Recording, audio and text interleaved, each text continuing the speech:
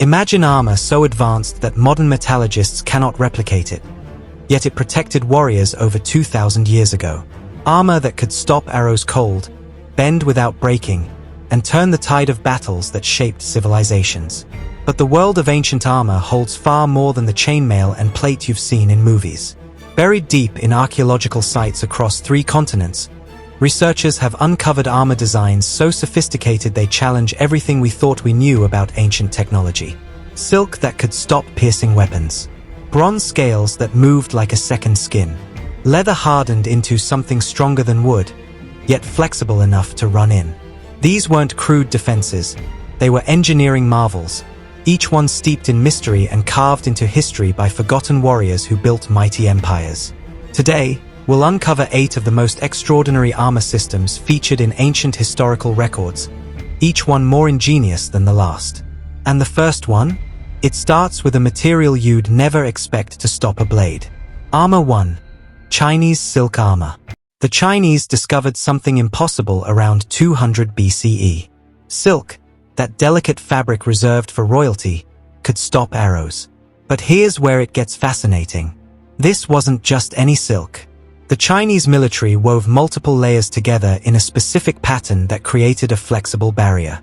When an arrowhead struck the tightly woven silk, the fibers would catch and wrap around the tip, absorbing the kinetic energy before it could penetrate flesh. Historical records from the Han Dynasty describe officers wearing silk robes beneath their outer armor, and warriors who survived battles with arrows embedded in their clothing but not their bodies. European explorers centuries later dismissed these accounts as myth, until modern ballistics tests proved them right. Scientists at the Royal Armouries in Leeds tested historically accurate silk armor replicas against crossbow bolts. The results shocked them. The silk stopped penetration at velocities that would pierce leather. The secret? Silk fibers are incredibly strong for their weight, with a tensile strength comparable to steel wire of the same thickness.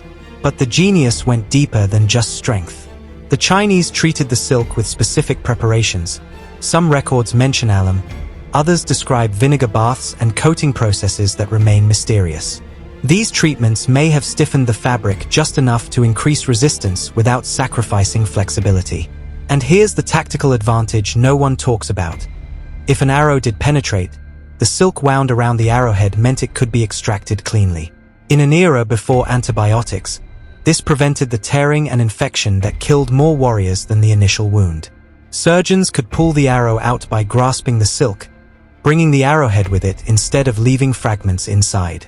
The Mongols noticed this when they fought Chinese armies. Within decades, they'd adopted silk armor themselves, wearing it under their leather lamella during their conquests across Asia. Genghis Khan's warriors carried this technology to the gates of Europe, though Western armies never understood what they were facing. But silk had limitations. It worked against arrows and cutting weapons, but crushing blows from maces or heavy swords could still break bones through the fabric. So the Chinese developed another system, one that combined silk's flexibility with something far more protective. And that brings us to a design that influenced armor for the next 1,000 years. Armor 2. Lamella armor. Picture thousands of small rectangular plates, each one laced to the others with leather cord, creating a surface that flows like water yet stops weapons like stone. This is lamella armor, and it dominated Asian and Eastern European battlefields for over 2 millennia. The genius of lamella wasn't the materials, it was the engineering principle. Each small plate, or lamella, overlapped its neighbors like roof shingles. When a weapon struck, the impact distributed across multiple plates and the lacing between them, dissipating force that would shatter a solid breastplate. Archaeological finds in Mongolia, Siberia, and China reveal lamella made from materials as diverse as lacquered leather, bronze, iron, and even hardened rawhide. A wealthy warrior might wear iron lamella. A common soldier made do with hardened leather that still offered remarkable protection. Some sets mixed materials, iron plates protecting the chest and shoulders, lighter leather covering the arms and lower torso. But here's what made lamella revolutionary. It could be custom-fitted to any body shape. Unlike European plate armor that required expert armorists to forge complex curves, lamella adapted through its lacing system. Adjust the cords, and the same armor could fit a broad-shouldered warrior or a slimmer scout. This made it perfect for armies that recruited from diverse populations. The Mongol Empire built its conquests on lamella armor. Their version used small iron and leather plates lacquered for weather resistance, providing protection that was light enough for mounted archers yet strong enough to deflect swords. When a Mongol warrior fell, his armor could be quickly repaired. Just replace the damaged plates and relace them. European knights who spent months waiting for new plate armor couldn't compete with this logistical advantage. Records from the Byzantine Empire describe their enemies wearing scale-like armor that caught the light like fish. Byzantine forces adopted lamella themselves, recognizing its superiority for cavalry. A knight in rigid plate armor couldn't twist in the saddle to fire a bow backward, the famous Parthian shot. But lamella flexed with the body, giving mounted archers the mobility they needed. The construction process reveals ancient engineering sophistication. Each plate had carefully drilled holes around its edges, positioned to create optimal overlap when laced. The lacing itself followed specific patterns: horizontal rows for flexibility, vertical connections for strength. Some sets used leather cords that would break under extreme impact, preventing the force from transferring through the entire armor and into the body. It was a deliberate weak point, an engineered failure mode that saved lives. Japanese samurai developed their own elaborate version, adding silk cords in decorative patterns that also served structural purposes. They understood that the lacing absorbed shock like primitive suspension, cushioning impacts that would cave in solid armor. But lamella had one critical weakness. Those thousands of laces created gaps, tiny spaces between plates where a precisely aimed thrust could penetrate. Facing enemies who understood this, warriors needed something else. Armor with no gaps at all, no weak points to exploit. And the Romans had already engineered that solution centuries earlier. Armor 3. Larica segmentata. The Roman legions conquered an empire wearing what might be the most ingenious armor design in ancient history. The larica segmentata looked like overlapping horizontal bands of iron, but its engineering was anything but simple. Each segment was a carefully curved piece of iron, shaped to follow the body's contours. Leather straps and metal hinges connected the bands, allowing them to slide over each other as the soldier moved. When a legionary reached forward with his gladius, the back segments compressed while the front expanded. When he raised his shield, the shoulder guards lifted without binding. It was articulated protection that moved with the warrior rather than restricting him. But here's the revelation modern reconstructions uncovered. Larica segmentata distributed weight better than almost any other armor of its era. A complete set weighed around 20 to 25 pounds, comparable to chainmail. But chainmail hung from the shoulders, putting all that weight on 2 points. Segmentata distributed its weight across the torso through those horizontal bands, each one supporting the next. A legionary could march 20 miles in segmentata and still fight at the end.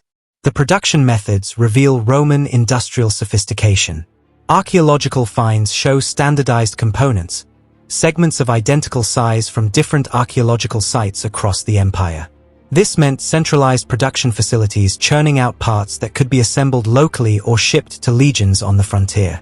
When a soldier damaged his armor, replacements were available from supply chains stretching back to Rome.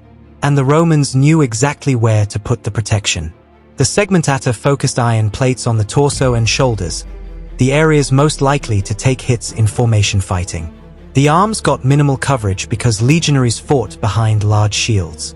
Why waste weight protecting areas already covered? This efficiency let them use thicker iron where it mattered most, providing better protection at the same total weight. Tests with replica larica segmentata show it could stop gladius thrusts and deflect most sword cuts. The overlapping segments meant even if a weapon found a gap, it hit another layer underneath. Some designs included mail patches at the joints, eliminating even those small vulnerable points. But here's what's truly remarkable. We still don't fully understand how they made it. The iron segments show working techniques, how the metal was shaped, heated, and finished, that suggest manufacturing processes we've only partially reconstructed. Some segments have subtle curves that distribute impact force, geometries that modern engineers recognize as optimized but ancient smiths created through empirical testing we can only guess at. The legions eventually abandoned segmentata around the 3rd century CE. Why remains debated. Some historians point to the changing nature of Roman warfare, more cavalry, different enemies, tactics that favored mobility over formation fighting. Others suggest the industrial infrastructure needed to produce it declined as the empire fragmented. The expertise required to make segmentata may have simply been lost as Rome's centralized manufacturing collapsed. But before Rome engineered their segmented plates, another empire had created armor that achieved protection through pure volume. Thousands of interlocking rings that spread across civilizations. And that armor would outlast every empire that used it, surviving into the gunpowder age. Armor 4. Chainmail, butted and riveted. Before moving on, I'd like to ask you for something. If you like these documentaries and want to support me, please consider subscribing. It's free. The metallic sound of chainmail has echoed across battlefields for over 2,000 years. But most people have no idea there were two completely different types, and the difference between them meant life or death. Chainmail starts with a simple concept. Interlock thousands of small metal rings to create a flexible fabric of iron. Each ring passes through 4 others, creating a mesh that distributes impact across the entire surface. Stab at chainmail, and you're not fighting one ring, you're fighting thousands simultaneously. The earliest evidence comes from Celtic graves dating to the 4th century BCE. Warriors buried in their mail, the rings still visible after 2 millennia in the ground. How the Celts discovered this technique remains unknown, but within centuries, civilizations across Europe and Asia had adopted it. But here's the critical distinction. Butted mail versus riveted mail. Butted mail uses rings where the ends simply meet, pressed tightly together but not permanently joined. It's faster to make, requires less skill, and served as training armor or for warriors who couldn't afford better. But butted rings can be forced apart. A strong thrust, especially from a thin weapon like an awl or spike, could spread the ring ends and penetrate. Butted mail offered good protection against cuts and slashes but had dangerous vulnerabilities against thrusts. Riveted mail changed everything. Each ring had its ends overlapped and a tiny rivet driven through both layers, permanently closing the ring. Some rings were welded shut with forge heat. This prevented the rings from separating under impact. Riveted mail could stop most thrusting weapons. The rivet held firm, and the attacker's force distributed across multiple interconnected rings. High-quality medieval mail alternated patterns, for riveted rings surrounding one solid ring punched from sheet metal. This combination provided the strongest possible mesh while reducing manufacturing time. A complete mail hauberk might contain 30,000 to 50,000 individual rings, each one either riveted or welded. Creating one took months of skilled labor. And here's what tests with authentic reproduction mail reveal. It works far better than movies suggest. A mail hauberk over a padded gambeson could stop most sword cuts completely. The sword's edge would catch in the rings, and the padding underneath absorbed the impact. Warriors wearing good mail and proper padding beneath it could take multiple sword strikes to the same location with minimal injury. But arrows were different. A heavy war arrow from a powerful bow could punch through mail, driving rings into the wound. The pointed bodkin arrowhead was specifically designed to exploit mail structure, concentrating force on a single ring until it failed. This is why knights added plate armor over their mail in later centuries. Mail stopped swords, plate stopped arrows. The sheer endurance of mail as a technology speaks to its effectiveness. Roman legions wore it. Viking raiders wore it. Crusader knights wore it. Mongol warriors wore it. Japanese samurai wore it in their own style. It spread to India, Persia, and the Middle East. Some Arab cavalry wore mail from head to toe, including mail veils protecting their faces. Production techniques varied wildly. European mail makers drew iron wire through progressively smaller holes in a drawplate, creating uniform rings. Asian smiths sometimes forged each ring individually, allowing them to mix metals, iron rings for cost, bronze rings at the edges for corrosion resistance. Some cultures added embellishments, creating patterns in their mail with alternating metals. The disadvantage? Weight and coverage. A full-length mail hauberk weighed 45 to 55 pounds, and it hung from the shoulders. Warriors wearing it needed considerable strength and endurance. It also provided no protection against blunt trauma. A mace or hammer striking male would break bones right through the rings. The male didn't fail, the body underneath did. But there were cultures that solved the weight problem entirely, creating armor that offered protection without the bulk. They used materials that sound impossible for warfare, yet their historical records prove these designs worked. And one empire turned organic materials into armor that confounded their enemies. Armor 5. Aztec Ixcahuipilli. The Spanish conquistadors who invaded Mexico in 1521 faced warriors wearing armor that looked like quilted cotton jackets. They laughed at first. Then they started dying, and they stopped laughing. The Ixcahuipilli was Aztec body armor made from cotton fabric densely layered and soaked in brine, salt water. Historical accounts describe 2 to 3 fingers of thickness, multiple layers of cotton compressed and stitched together, then treated with the salt solution and left to dry. The result was surprisingly rigid, almost like a stiff modern bulletproof vest, but lighter than any metal armor. But here's what shocked the Spanish. It worked. Obsidian-edged wooden weapons, the macuahuitl, could shatter bone and cause devastating wounds, but Ixcahuipilli could stop them. The cotton layers caught the obsidian blades, and the rigidity of the salt-treated fabric prevented deep penetration. Warriors wearing Ixcahuipilli could take multiple hits and keep fighting. The Spanish tested it themselves. Contemporary accounts mention conquistadors abandoning their steel breastplates in favor of captured Ixcahuipilli. Why? Mexico's tropical heat made steel armor unbearable. Spanish soldiers collapsed from heat exhaustion in their metal suits. But Ixcahuipilli, while thick, breathed better. It was lighter, allowed more movement, and still provided protection against the weapons they actually faced.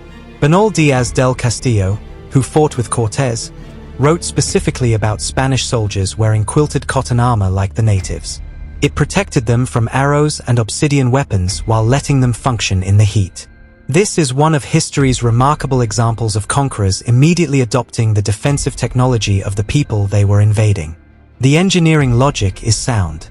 Cotton fibers are tough and elastic. Multiple layers create a composite material where each layer absorbs and distributes impact. The salt treatment likely stiffened the fabric through crystallization, adding rigidity while potentially offering some protection against moisture and decay. Modern testing of similar layered cotton fabrics shows they can stop low-velocity projectiles and reduce injury from edged weapons. But Ixcahuipilli reveals something deeper about Aztec military sophistication. They understood material properties and manufacturing processes that produced effective armor from available resources. The Aztec Empire didn't have iron. They developed armor optimized for the weapons and climate of Mesoamerica. Different ranks wore different quality Ixcahuipilli. Elite jaguar and eagle warriors had elaborate versions decorated with feathers and designs indicating their status. Common warriors wore simpler versions. Some accounts describe Ixcahuipilli extending to the knees, providing leg protection. Others mention separate arm guards made with the same technique. And the Spanish weren't the only Europeans impressed by quilted armor. Medieval Europe had its own version, the gambeson, using similar principles. Knights wore thick quilted jackets under their mail, and common soldiers wore gambesons alone when they couldn't afford metal armor. The Aztecs had independently developed the same solution thousands of miles away. The vulnerability of Ixcahuipilli? Steel weapons with European metallurgy. A Spanish sword thrust could penetrate the cotton layers in a way obsidian-edged weapons couldn't. Spanish steel was harder, sharper, and could maintain a point that concentrated force through the fabric. This technological difference, steel versus Stone Age materials, ultimately doomed Aztec military resistance despite their sophisticated armor design. But fabric armor wasn't unique to the Americas. Half a world away, another civilization took organic materials to an entirely different level. They created armor from something living. And their records describe protection that seems to come from myth, yet archaeological evidence confirms it existed. Armor 6. Crocodile and scale armor of ancient Egypt. The Nile River gave ancient Egypt more than water and transportation. It gave them armor, alive in the river, waiting to be harvested. Egyptian records and archaeological finds reveal armor made from crocodile skin, overlapped and attached to leather or linen backing. Nile crocodiles have skin covered in osteoderms, bony deposits embedded in their hide that make their backs incredibly tough. Ancient Egyptians recognized this and turned it into protection. But processing crocodile skin required expertise. Fresh hide is flexible. The Egyptians needed to preserve that flexibility while maintaining the protective qualities of the osteoderms. Evidence suggests they used tanning processes involving salt, oils, and possibly tree extracts to cure the hide. The result was armor that combined flexibility with natural plates harder than most ancient shields could produce. Tomb paintings show warriors wearing scale-like armor that catches light differently than metal or bronze. Some Egyptologists believe these represent crocodile skin, the natural scale pattern of the hide creating the visual effect. Other interpretations suggest they made separate scales from the skin, attaching them like lamella to create larger armored surfaces. And here's the advantage no one expected. Crocodile skin is naturally resistant to slashing weapons. The overlapping scales and tough keratin layer make clean cuts difficult. Swords and axes that would slice through leather or cloth were less effective against the textured, ridge-backed surface of crocodile hide. But Egypt didn't stop at crocodiles. They also used hippopotamus hide, perhaps the toughest organic armor material available in the ancient world. Hippo skin is nearly 2 inches thick in places, dense enough that it's difficult to cut even with modern tools.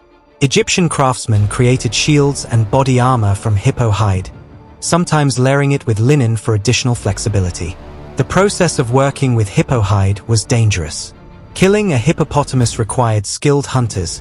Hippos are among Africa's most dangerous animals. Then the hide had to be carefully removed and treated before it dried into something too hard to work. Historical accounts describe soaking hippo hide in water for extended periods to keep it workable, then slowly drying it into the desired shape. Tests with replica armor using modern crocodile and hippo hide show remarkable protective qualities. The materials resist cutting and provide good protection against arrows at longer ranges. The natural texture and hardness of the materials make them surprisingly effective. But there's something else in Egyptian records that's even more intriguing: bronze scale armor. Archaeological finds from New Kingdom Egypt include bronze scales attached to leather backing, creating armor similar to lamella but with individually fastened scales rather than laced plates. These scales were often just an inch or two across, shaped to overlap in specific patterns. The engineering shows sophisticated understanding.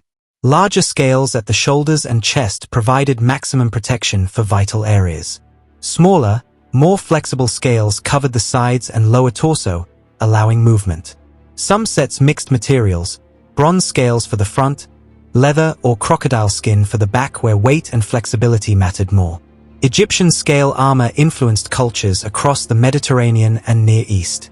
The Mycenaeans adopted similar designs. Persian armies used scale armor extensively. The concept spread because it worked: better protection than solid leather, more flexible than bronze breastplates, and repairable by replacing individual damaged scales.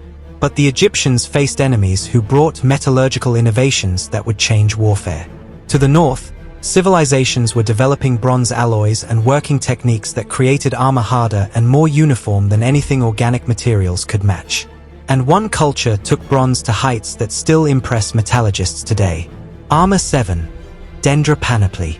In 1960, Swedish archaeologists excavating a tomb in Dendra, Greece made a discovery that rewrote our understanding of Bronze Age warfare.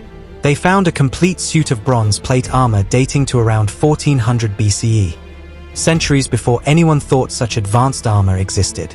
The Dendra panoply is a full bronze cuirass made of large plates protecting the torso, shoulder guards, lower body plates, and even arm protection. It's not scales or small pieces. These are formed bronze sheets carefully shaped to fit the human body. The sophistication is stunning. Each piece shows evidence of careful metalworking. The bronze was hammered into three-dimensional curves that match human anatomy. The chest plate follows the curve of the ribcage. The back plate accommodates the shoulder blades. This requires heating bronze to specific temperatures and working it gradually, understanding how the metal moves and hardens with each hammer blow. The plates connected with leather hinges and straps, creating an articulated system that allowed movement. A warrior could wear this armor, swing a sword, and throw a spear. Tests with accurate reproductions show the dendropanoply was functional combat armor, not ceremonial display. But here's what makes it revolutionary. It predates Greek hoplite armor by 600 years. The Mycenaean civilization was fielding full bronze plate armor while most of the world still used leather and linen. This wasn't primitive protection. This was engineered armor using bronze working techniques that wouldn't be seen again until the classical Greek period. The weight sits around 35 pounds, distributed across the entire torso through the plate system. That's comparable to later medieval armor, but the Mycenaeans achieved it in bronze, a softer metal than iron or steel. They compensated by using thicker plates and strategic shaping that increased structural strength without adding excessive weight. And the protection it offered? Reproduction tests show it could stop bronze swords and spear thrusts. Arrows at range couldn't penetrate the curved plates. They'd glance off or dent the bronze without going through. A warrior in a dendrostyle panoply was effectively invulnerable to most Bronze Age weapons striking his torso. But who wore this armor? The expense of producing it suggests elite warriors or nobility. Creating one panoply required pounds of bronze, a valuable commodity in the Bronze Age, and hundreds of hours of skilled labor. This was armor for champions, the heroes described in Homer's Iliad, warriors who could afford the best protection available and had the physical conditioning to fight in it. The finding raises haunting questions. If the Mycenaeans had this level of metallurgical sophistication in 1400 BCE, what else did they create that hasn't survived? The dendropanoply was found in a tomb, carefully placed with other grave goods. How many similar pieces were melted down for their bronze, lost to time and recycling? We know the Mycenaean civilization collapsed around 1200 BCE during the Bronze Age collapse, a catastrophic period where civilizations across the Mediterranean failed. Did the knowledge of creating armor like the dendropanoply disappear with them? The techniques for making it weren't recorded in writing that survived. The next comparable armor in the archaeological record appears centuries later, suggesting the expertise was lost and had to be rediscovered. But the dendropanoply wasn't the last word in bronze armor. Another culture took bronze protection to its logical extreme, creating armor that covered warriors from head to toe in metal. And their civilization's records describe armor that seemed to merge the warrior with divine protection itself. Armor 8. Persian cataphract armor. The thundering charge of Persian cataphracts terrified the ancient world. Horse and rider both encased in armor, they were mobile fortresses that shattered infantry formations like waves breaking on stone. Cataphract armor represented the pinnacle of mounted warfare technology for over a millennium. The Persians, first under the Achaemenid Empire, then perfected by the Parthians and Sassanids, developed armor systems that protected cavalry completely. Rider wore scale armor from neck to foot. The horse wore armor too, covering its head, neck, chest, and flanks with bronze or iron scales. Historical accounts describe the visual impact. Roman soldiers facing Parthian cataphracts wrote about warriors gleaming in the sun, metal covering every surface, advancing in formations that seemed unstoppable. The psychological effect was deliberate. Enemies would break and run before the cataphracts even made contact. But the engineering challenge was immense. A horse carrying an armored rider is already bearing significant weight. Add armor to the horse itself, and you risk exhausting the animal before it reaches the enemy. The Persians solved this through careful material selection and strategic coverage. Horse armor focused on protecting the front and vital areas. The chest and neck, where arrows and spears would strike during a charge, received the heaviest armor, often laminated leather reinforced with metal scales. The flanks got lighter protection, sometimes just quilted fabric. The back might be completely unarmored since cataphracts attacked from the front. The rider's armor was sophisticated scale mail, small bronze or iron plates laced together in overlapping patterns. Persian scales were often quite small, thumbnail-sized, creating flexible armor that moved with the rider. Some accounts describe mail coifs protecting the head and face, with only the eyes visible. Metal splints protected the arms and legs. And the weapons cataphracts used took advantage of their armor's protection. They carried extremely long lances, contus, sometimes 15 feet long, requiring 2 hands to wield. The armor let them close with enemies who couldn't effectively strike back, then use the lancer's reach to hit enemies before they could respond. It was a complete tactical system. Armor enabling weapons enabling tactics. But cataphract armor had critical limitations. The weight and restricted vision made cataphracts vulnerable to flanking attacks. They needed space to charge and build momentum. In rough terrain or when surrounded, the armor that made them invincible in the charge became a liability. They couldn't maneuver, couldn't see threats from behind, and couldn't escape if the formation broke. Roman legions learned to counter cataphracts through discipline and tactics. Let them charge, absorb the initial impact with shield walls and ranks of infantry, then swarm them when they lost momentum. Once stopped, cataphracts became targets, exhausted horses and riders trying to turn and maneuver in armor that worked best in straight lines. The Parthians famously defeated Roman legions at Carrhae in 53 BCE using cataphracts in combination with horse archers. The heavy cavalry fixed Roman formations while light cavalry circled and shot arrows. It was a tactical masterpiece that Rome never forgot. Subsequent Roman-Persian wars saw Rome develop their own heavy cavalry in response, recognizing that cataphract armor represented a military evolution they needed to counter or adopt. The Sasanian Persians refined cataphract armor even further, adding lamella and scaled barding that covered more of the horse. Museum artifacts show the remarkable craftsmanship, scales shaped and sized to move with the horse's gait, connections designed to distribute weight. Some sets included chamfrons for the horse's face with eye guards that protected while allowing vision. And the legacy? Cataphract armor influenced medieval European knights, Byzantine cavalry, and eventually the fully armored knights of the Crusades. The concept of heavy cavalry as the elite strike force of an army, protected enough to break enemy formations through sheer armored mass, traces directly back to Persian cataphracts. Byzantine cataphracts wore armor that mixed Roman, Persian, and their own innovations: lamella for the torso, mail for flexibility at joints, splinted limbs for rigid protection. They preserved Persian cavalry tactics through the Middle Ages, keeping the knowledge alive even after the Sasanian Empire fell. But maintaining cataphract armor required enormous resources. Each set took months to produce. The horses needed training to carry the weight and fight while armored. Cataphracts were expensive, elite units that kingdoms deployed carefully. When the military economics changed, when infantry with pikes and later firearms proved cheaper and more effective, cataphract armor faded from battlefields. Yet the images remain in historical records. Descriptions of cavalry so heavily armored that enemies couldn't harm them. Charges that broke armies. Warriors who seemed more than human, encased in metal that turned them into instruments of conquest. These 8 armor systems, from silk that caught arrows to bronze plates shaped to human bodies, from cotton treated with salt to scales covering horse and rider, represent humanity's endless drive to protect itself in warfare.